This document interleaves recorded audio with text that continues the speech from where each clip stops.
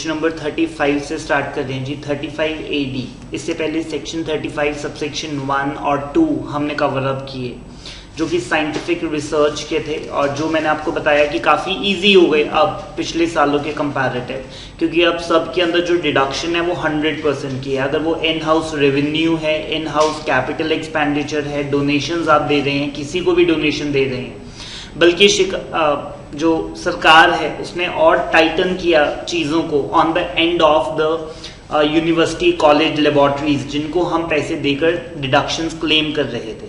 उसमें अमेंडमेंट थी कि जी आपको आपकी सारी एग्जाम्पशंस हम विड्रॉ कर लेंगे और सारी नोटिफिकेशंस हम विड्रॉ कर लेंगे अगर आप 3 महीने के अंदर अंदर आपको दोबारा से अपने आप को एनरोल करवाना पड़ेगा। वो 3 महीने कब से शुरू हो रहे हैं? अब अप्रैल से, जो अब हुआ 1/4/21 से 3 महीने के अंदर अंदर। और वो कहता है कि जी notwithstanding anything contained in any other notification of the central government, हमने आपको कितनी देर के लिए रजिस्टर किया था वो नहीं माना जाएगा। आपको फ्रेश रजिस्ट्रेशन करवानी पड़ेगी, 5 साल के लिए रजिस्टर होगा, आपको स्टेटमेंट देनी पड़ेगी और करेक्शन स्टेटमेंट भी देनी पड़ेगी अगर आपने कुछ एडिशन, ऑल्ट्रेशन, मॉडिफिकेशन वगैरह करनी है तो। चलिए जी अब सेक्शन 35 AD की तरफ चलते हैं और काफ़ी मिलता जुलता है। पहले सिर्फ और सिर्फ साइंटिफिक रिसर्च की बात हो रही थी, वो आप इन हाउस कर लो या बाहर कहीं और से करवा लो, लेकिन 35 AD जो है इसके अंदर एक वर्ड है जी, that is the key word, that is the specified business, specified businesses.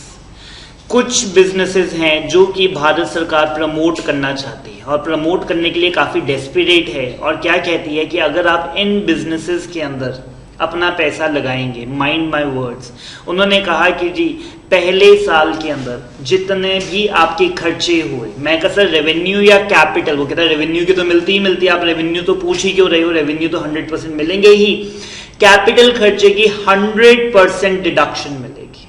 मैंने कहा सर लैंड हो, तो उन्होंने कहा सर आपको पता ही है लैंड की हम नहीं देते हैं। और मैंने कहा और किसी जो और चीज की, वो कहते हैं नहीं सबकी दे देंगे, बस लैंड नहीं, गुडविल नहीं और फाइनेंशियल एसेट्स नहीं, ठीक है।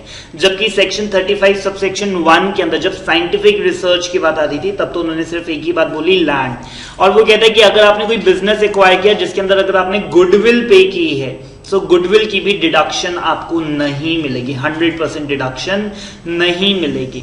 और अगर कोई फाइनेंशियल एसेट है, अगर आपने उस बिजनेस के अंदर पैसा कहां पे इन्वेस्ट कर दिया, कोई फाइनेंशियल एसेट्स में, कोई FD करवा दी बिजनेस खोल के, कोई बॉन्ड्स खरीद लिए, कोई डिबेंचर्स अगर आपने प्रिक्योर कर लिए, तो हमने कहा कि सर इसकी भी डिडक्शन। ये पैसा तो आपके बिजनेस में लगा ही नहीं, ये तो आपने बाहर लगा दिया जी कहीं पे। लेटेस्ट से स्पेसिफाइड बिजनेस में से मैंने कोई ये खोला जो नंबर 1 है, that is the cold chain facility खोली हमने।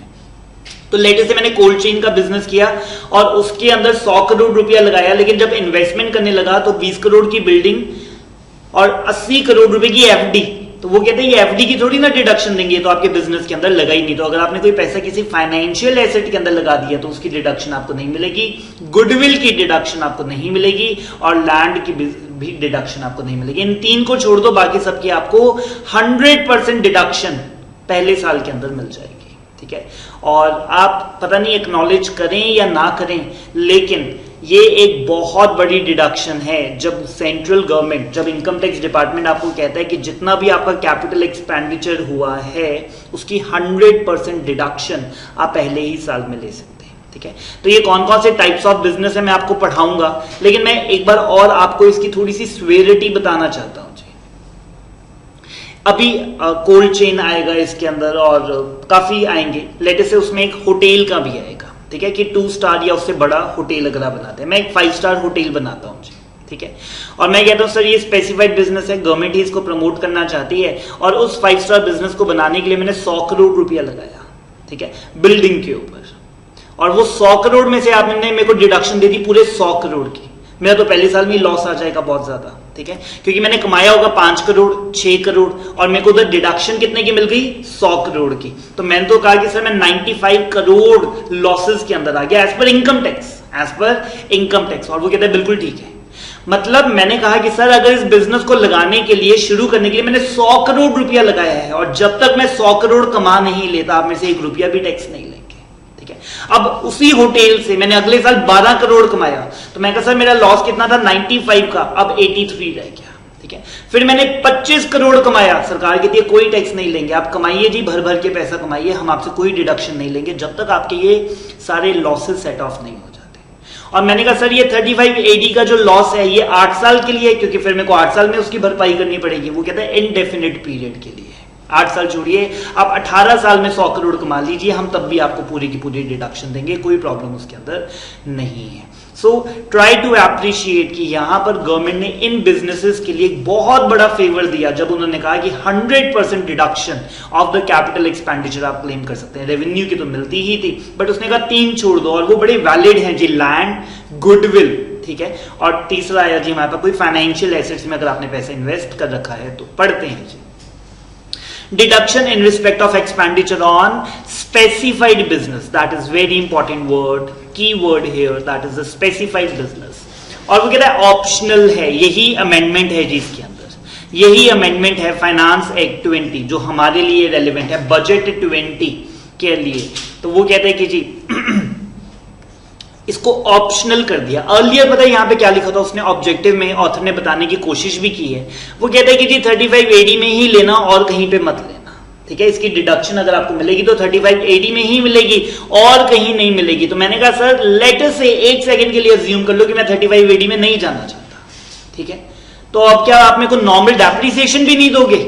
बिल्डिंग पे आप बोल रहे हो कि 100 करोड़ की बिल्डिंग है, पूरी 100 करोड़ लेनी है तो लो, नहीं तो एक पैसे की डिडक्शन नहीं देंगे, क्योंकि आपने क्या लिखा हुआ था अर्लियर इसके अंदर कि लेनी है तो 35 AD में लो, नहीं तो कोई और सेक्शन में इसकी डिडक्शन नहीं मिल सकती। मैंने कहा सर ये गलत बात आपने बोली, आप बोलो ऑप्शनल है, ठीक है। 35 AD में ले लोगे तो कहीं और नहीं मिलेगी, बट अगर 35 AD में नहीं ले रहा तो कहीं और तो मिलनी चाहिए, फिर नॉर्मल में आपको क्या प्रॉब्लम है? तो उन्होंने इसको कहा कि ये बिल्कुल जेन्युइन है, लॉ मेकर से गलती रहेगी जी लिखते हो, उसने कहा ऑप्शनल है, बट ऑब्वियसली मैं कहां पे लूंगा जी 35 AD में 100% की डिडक्शन ही क्लेम करूंगा। रीड करते हैं जी।